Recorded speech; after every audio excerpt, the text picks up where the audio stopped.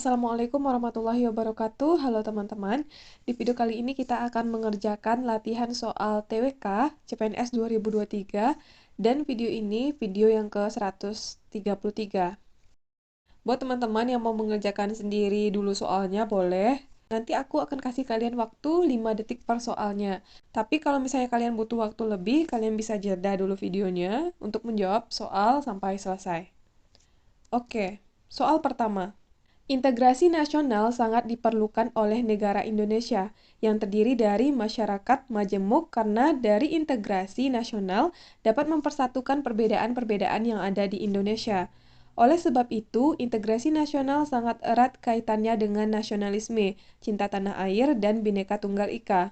Pada era globalisasi seperti saat ini, tantangan terbesar dalam membangun integrasi nasional adalah A. Gempuran budaya asing yang tidak sejalan dengan identitas bangsa. B. Sikap mudah merendahkan budaya sendiri. C. Banyak terjadi perpecahan antara suku, ras, dan agama. D. Kurangnya sikap menghargai kemajemukan. E. Toleransi antar golongan yang mulai melemah seiring merebaknya paham ekstremisme dan radikalisme.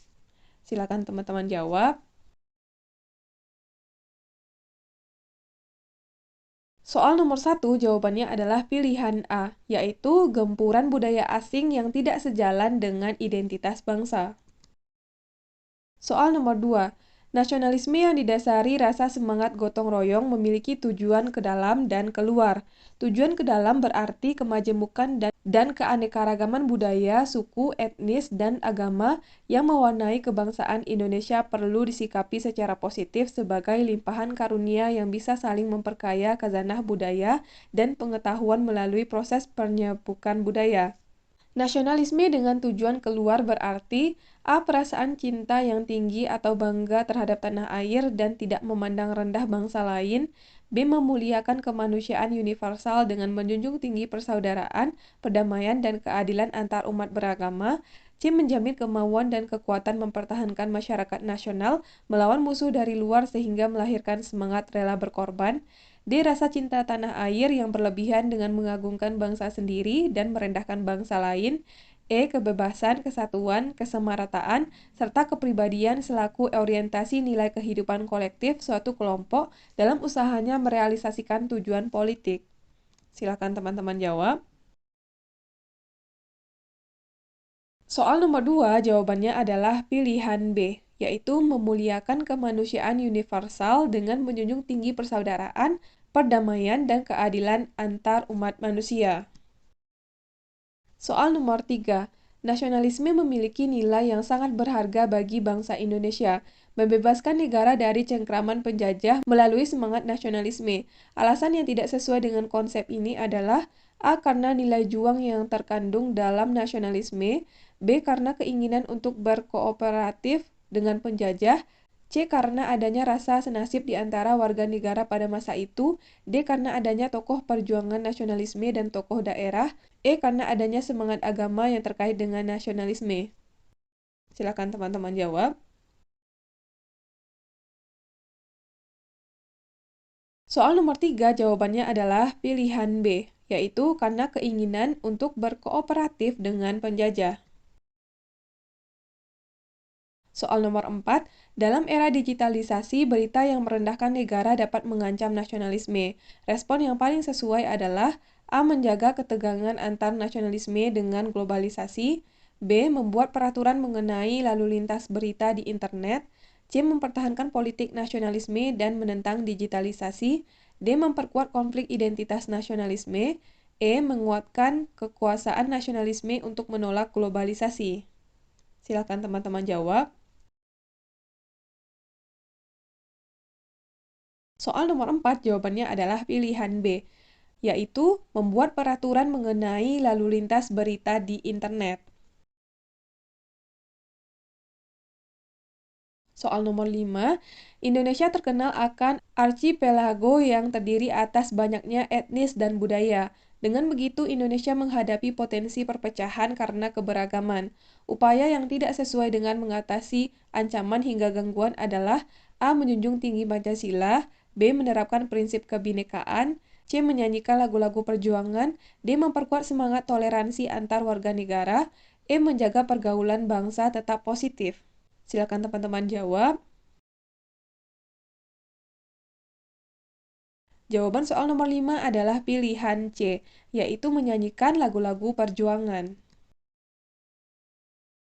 Soal nomor 6. Indonesia rentan terhadap konflik karena keberagaman.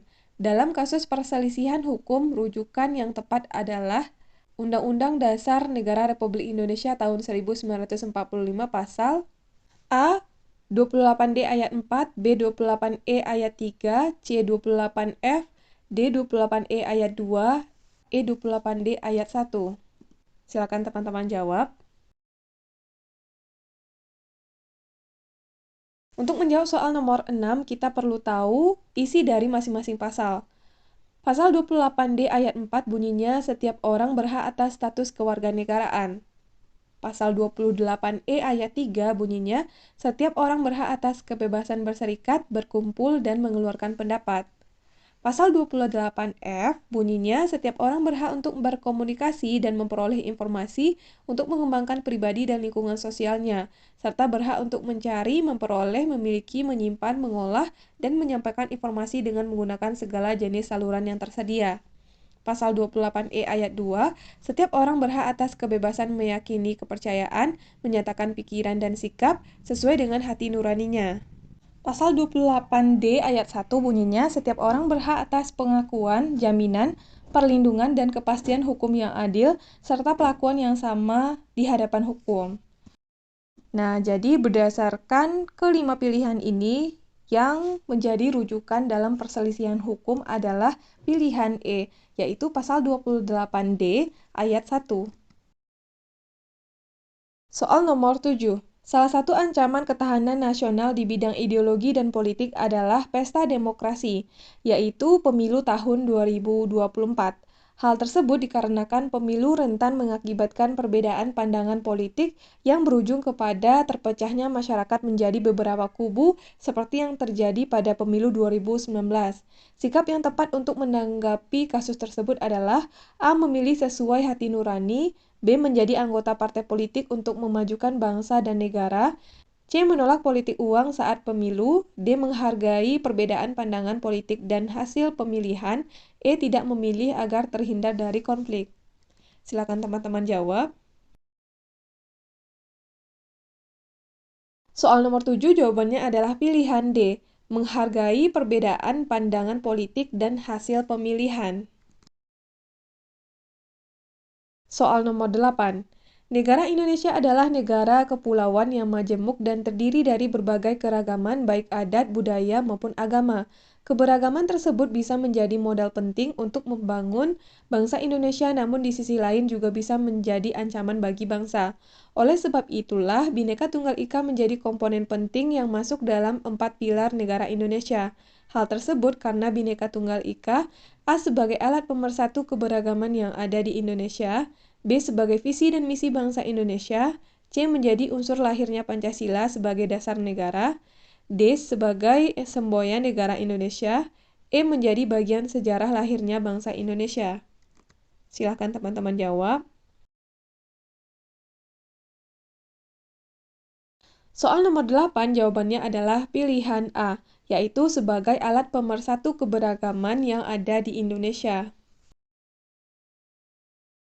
Soal nomor 9. Pasal 1 ayat 2 Undang-Undang Dasar Negara Republik Indonesia tahun 1945 menegaskan demokrasi Indonesia menganut dua prinsip sekaligus, demokrasi kedaulatan rakyat dan nomokrasi kedaulatan hukum.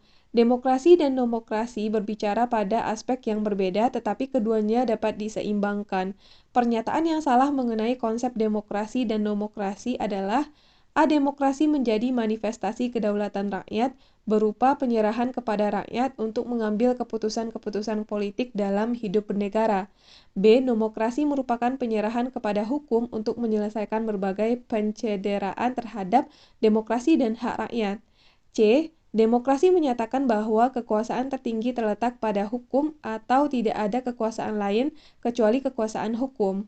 D. Nomokrasi berkaitan pada ranah dan perspektif hukum mengenai bagaimana hukum harus dikedepankan. E. Demokrasi akan selalu berbicara aspek politik sehingga arah utamanya pada bagaimana menegakkan kedaulatan rakyat. Silakan teman-teman jawab. Soal nomor 9 jawabannya adalah pilihan C, yaitu demokrasi menyatakan bahwa kekuasaan tertinggi terletak pada hukum atau tidak ada kekuasaan lain kecuali kekuasaan hukum. Jawaban soal nomor 9 adalah pilihan C karena yang ditanyakan adalah pernyataan yang salah mengenai konsep demokrasi dan nomokrasi. Sedangkan pilihan A, B, D, dan E merupakan pernyataan yang betul mengenai konsep demokrasi dan nomokrasi. Soal nomor 10. Dalam menjaga keamanan negara dari serangan-serangan musuhnya secara terlihat dan tidak terlihat, hal tersebut merupakan tanggung jawab dari TNI dan Polri. Dan jika suatu kejadian di mana negara Indonesia diserang dengan jalur internet, apakah hal tersebut termasuk tanggung jawab TNI dan Polri? A. Ya, termasuk tanggung jawab Polri dan TNI sebab kedua instansi tersebut memiliki tanggung jawab untuk melindungi. B. Ya, sebab hanya TNI yang menjaga keamanan negara jalur dunia nyata maupun dunia maya. C. Tidak, sebab dalam kenyataannya BIN yang menjaga keamanan negara jalur internet atau cyber. D. Tidak, sebab dalam prinsipnya BIN yang di bawah naungan TNI menjadi bagian dari mencegah keamanan nasional. E. Tidak, sebab dalam kenyataannya BIN hanya memperkuat jaringan internet untuk keamanan keperluan sipil. Silakan teman-teman jawab. Soal nomor 10 jawabannya adalah pilihan C, yaitu tidak, sebab dalam kenyataannya BIN yang menjaga keamanan negara jalur internet atau cyber.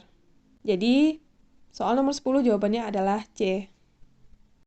Oke, sekian video kali ini. Kita udah selesai bahas 10 soal.